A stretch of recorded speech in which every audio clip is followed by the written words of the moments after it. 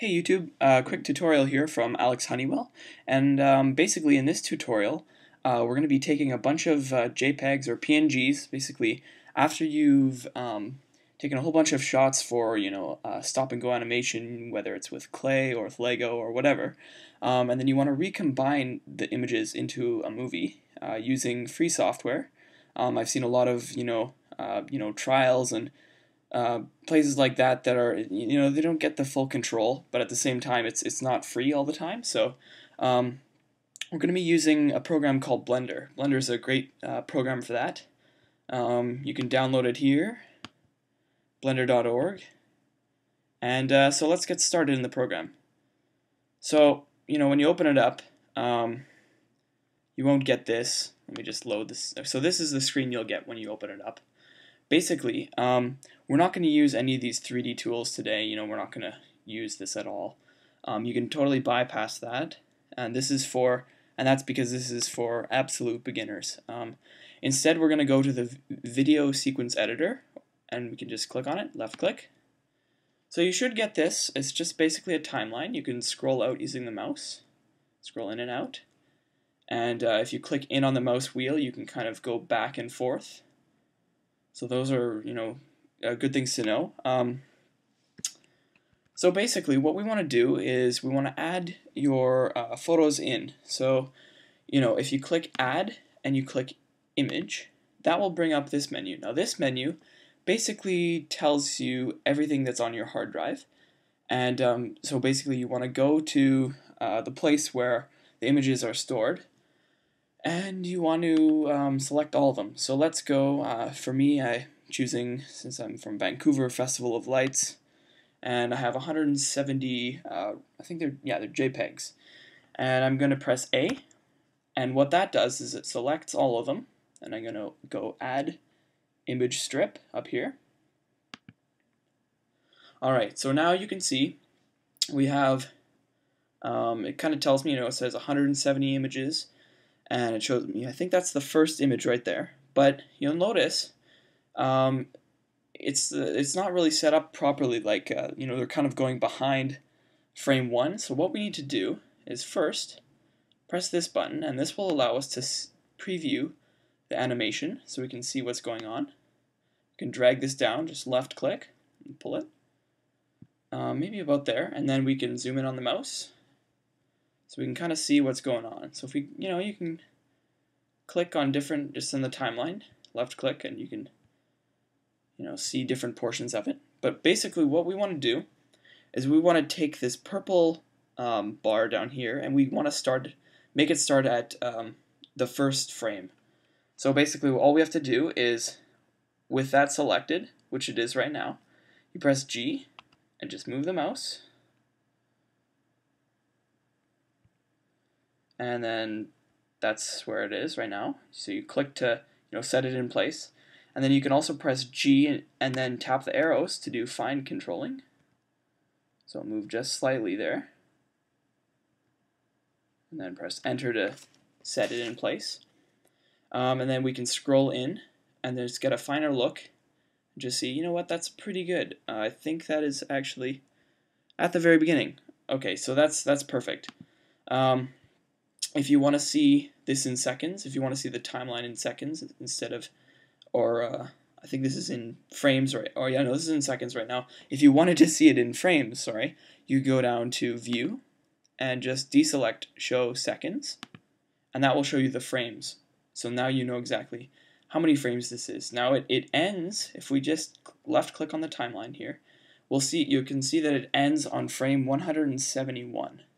What we want to do is make it so the animation ends on 171. Right now it ends on 250. So you can see, if you zoom out, all this extra space, when we render this, or compile the images into a movie file, you'll get a bunch of black frames right here. So we just want to have this, the awesome pictures. So let's just go 171, and you can see that it narrows that down. So that's perfect.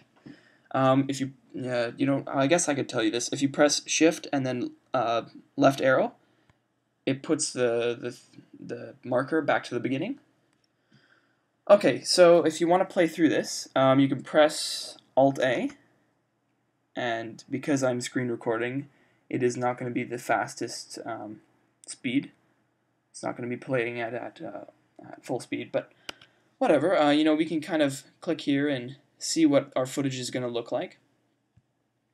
So I think that's it. So Shift left arrow button, and that will put it back to the beginning. Now we have a few other things to deal with before we export this. One of the things is, now let's just drag Blender over to the left, and we want to go into the file where we stored all these photos. So let's go to Festival of Lights. Let's just right click on one of these. Now if you're on a Windows machine, no big deal, you just go to Properties, I think, and then click on Properties. If you're on a Mac, obviously Get Info, and you can see the dimensions of the photo itself.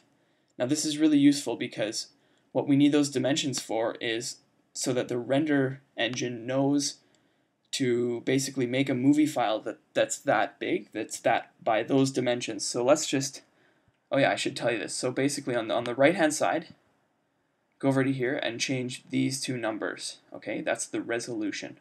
So if you left click, I'm going to bring this bar over. If we left click on the X and change that to this one, which is 4608, and then left click, and then now you notice it will stretch it out, don't worry. We click on the Y one as well. We can change that to 3072, and then enter. And you can see now that we should have a nice looking image that is not stretched. So that's good. That's out of the way. Another thing that we want to deal with that's pretty important is getting the right quality. Right now it's set at 50%. So right now these values are pretty much halved, and that's probably a good idea, because if you were to render out something even that's 1080p, I know some computers have a problem with that. So it's a good idea to kind of do the math in your head just a little bit and look at how big the movie file is going to be. You can also reduce this quality like more than 50%. For the sake of this tutorial, I think I'll put it down to 25%, and that should give us a pretty nice result anyway. So I'm just gonna click on that like I did with the last value bars and just click 25, enter. There we have it, 25%. And another thing that you could change, you could tweak this, is the frame rate. I know for a lot of games they'll put it at 60. I think for the new Hobbit they actually filmed it in 60 frames per second. A lot of modern animators like to go with 30, but I think 24 is fine, just for the sake of this. And you can experiment with that yourself. Let's see. So for the output tab, one thing that we want to deal with is if we click on this little icon here, this will bring up the same menu of our hard drive that we saw earlier when we were selecting the photos. And what this thing does is it tells Blender where to render the movie file to. So for this, I'm going to put it in render tests, but you can put it anywhere you want. Accept. And I think just one last thing. Instead of using a PNG as the movie, that's obviously not a movie file, so you'd get 170 PNGs in whatever file, and you don't want that because that takes up a lot of space. Instead, we want to change it to an actual movie format. So, whether it's AVI JPEG, I know a lot of these work on Windows and a lot of these work on Macs.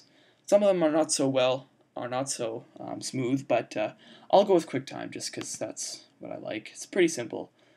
And I think that is it. So, let's try rendering this now. So the last thing you have to do is just click Animate. Alright, so you can see that it's rendering. You can see the sequence render. You can see it up here.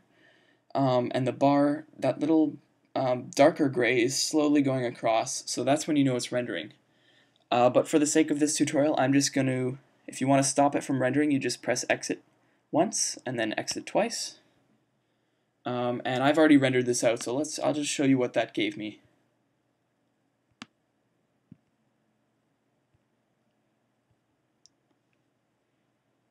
Now, I'm sure yours would look a lot better because you've put some thought into it. That was just by chance that my brother had taken all those pictures on a tripod, so it kind of worked.